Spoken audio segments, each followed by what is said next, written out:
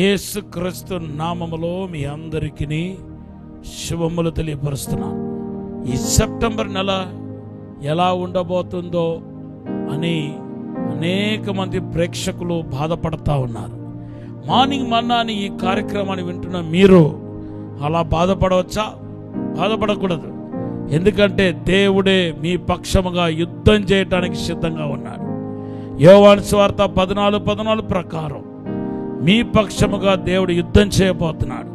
మీకు ముందుగా వెళ్ళి ఆయన ప్రతి వంకర మార్గాన్ని సరిచేయబోతున్నాడని యెషయా గ్రంథం 45:2 ద్వారా మాట్లాడుతున్నాడు. మీకా గ్రంథం 2:13 ద్వారా మీ ఆటంకాలన్నీ తొలగించబోతున్నాడు. రాబోతున్న దినాల్లో మీకు మంచి శ్రేష్టమైన భవిష్యత్తు ఉండబోతుంది. కనుక మీరు భయపడవద్దు, దిగులు పడవద్దు. ఇంకొక ప్రవచన మాట కూడా ఈరోజు మీకు చెప్పాలని ఆశపడుతున్నాను. ఈ సెప్టెంబర్ నెలలో మీరు ఏవైతే నష్టపోయారో, ఏదైతే పోగొట్టుకున్నారో అవన్నిటినీ దేవుడు మీకు 200గా దేవుడు తిరిగి ఇవ్వబోతున్నాడు. నష్టపోయినవన్నీ మీరు తిరిగి పొందుకోబోతున్నారు. ఆత్మీయంగా, భౌతికంగా, భూసంబంధంగా నష్టపోయినన్ని తిరిగి పొందుకోబోతున్నారు. ఈ మాట అనేక మార్లు చెప్తున్నాను ఈ మార్నింగ్ మన్నా ఈ కార్యక్రమం ద్వారా. ఎందుకంటే ఇంకా మీలో చాలా మంది ఈ యొక్క ఆశీర్వాదం పొందకుండా ఉన్నారు. కాబట్టి దేవుని బిడ్డలారా, నిన్ను ఎవడు ముట్టలేడు. ఏ చీకటి శక్తులు నిన్ను తాకలేవు, ఏ అంధకార శక్తులు తాకలేవు. దేవుని చేత మీరు భద్రపరచబడి ఉన్నారు. ఆయన మహిమ మీ పైన ఉంది, ఆయన సన్నిధి మీ పైన ఉంది. మీరు వెళుతున్న ప్రతి చోట దేవదూతలు వచ్చి మిమ్మల్ని ఎత్తి పట్టుకుంటారని కీర్తన 91:11 ద్వారా దేవుడు మాట్లాడుతున్నాడు. దేవుని బిడ్డలారా, ఈరోజు నేను ఒక వాక్యాన్ని మీకు అందించాలని చెప్పి ఆశపడుతున్నాను. అది కీర్తన 92:10.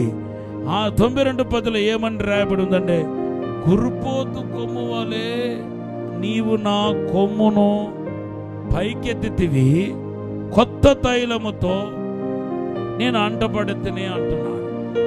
కురుపోతు యొక్క కొమ్ము నానాటికి అలా పైకి ఎదుగుతూ ఉంటుందంట.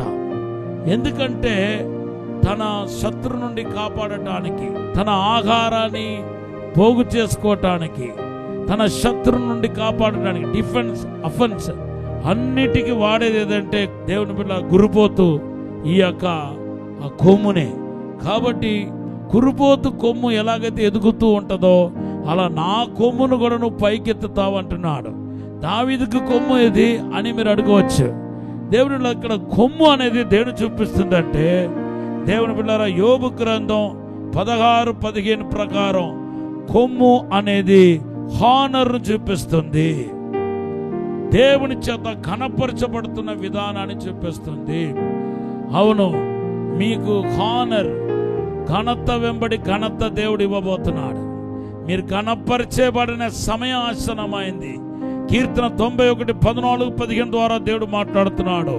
అతడు నామాన్ని ఎరిగిన వాడు గనక నేను అతన్ని విడిపించి అతని ఘనపరుస్తాను అంటున్నాడు. అవును, మీరు దేవుని చేత ఘనపరచబడే సమయం ఆసన్నమైంది. నంబర్ 2, ద్వితీయోపదేశ కాండం 33:17లో ఈ కొమ్ము అనేది దేని చూపిస్తుందంటే స్ట్రెంగ్త్ని, బలాన్ని చూపిస్తుంది. మీరు మీ బలాన్ని దేవుడు అధికం చేయబోతున్నాడు. హల్లెలూయా. దేవుని యందు మీ బలం అధికం చేయబడబోతుంది.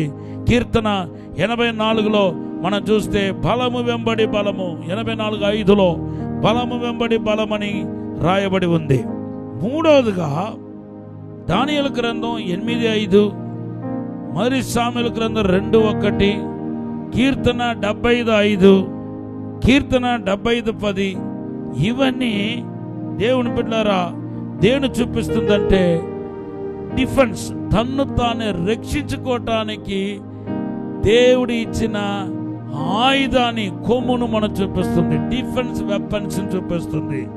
అవును, మన ఆత్మీయ జీవితంలో కూడా మనలో మనము కాపాడుకొనటానికి దేవుడు కొన్ని ఆయుధాలు ఇచ్చి ఉన్నాడు. సర్వాంగ కవచాన్ని, ఆ యుద్ధోపకరణాలను తొడుకోమని బైబిల్లో రాయబడి ఉంది ఎఫెసు పత్రిక 6వ అధ్యాయంలో. తర్వాత 4వదిగా మనం చూస్తే దేవుని బిడ్డలారా రక్షణని కొమ్మును అంటున్నాడు. లూకా సువార్త 1వ అధ్యాయం 69వ వచనంలో నా రక్షణ కొమ్మును. దేవునామానికి స్తోత్రం చెప్పండి. హల్లెలూయా. అంతేకాదు దేవుని బిడ్డలారా, దేవుని పాత్రగా కూడా కొమ్ము వాడబడటాన్ని మనం చూస్తున్నాం. 5వదిగా దేవుని పాత్రను చూపిస్తుంది. 1 సామెల గ్రంథం 16:1 మనం చూస్తున్నాం. 6వదిగా మనం చూస్తే కొమ్ము అనేది దేన్ని చూపిస్తుంటే రాయల్ డిగ్నిటీని చూపిస్తుంది.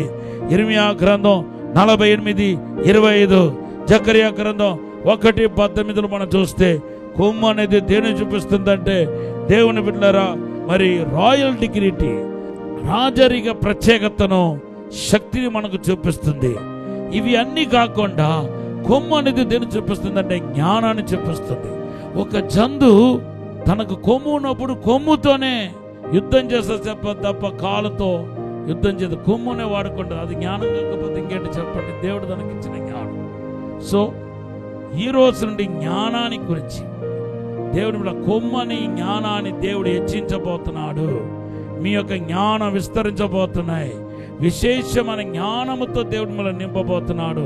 ఈ నెల పాటు దేవుడు మిమ్మల్ని జ్ఞానముతో నింపబోతున్నాడు అని నేను ప్రవచనార్థముగా చెప్తున్నాను. ఈ మాటను దేవుడు దీవించినగాక. రేపు దీని ఒక కంటిన్యూషన్ మనం వినబోతున్నాం. ఇప్పుడు ఒక చిన్న ప్రార్థన చేస్తాను. పరిశుద్ధము నమ్మకమైన పరలోక తండ్రి, జ్ఞానముతో నింపమని అడుగుతున్నాను తండ్రి. విశేషమైన జ్ఞానముతో నింపండి ప్రభా.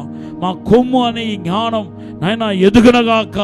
జ్ఞానం గలవారు నాయన సాతాన్ని జయించగలుగుతారు. జ్ఞానం కలిగిన వారు నాయన సాధించగలుగుతారు.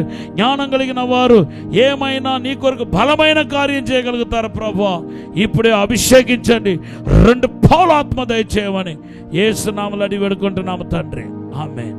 ఈరోజు దేవుడు మనకిచ్చిన వాగ్దానం దానియేలు గ్రంథం 12వ అధ్యాయం 3వ వచనం. Have a blessed day. God bless you.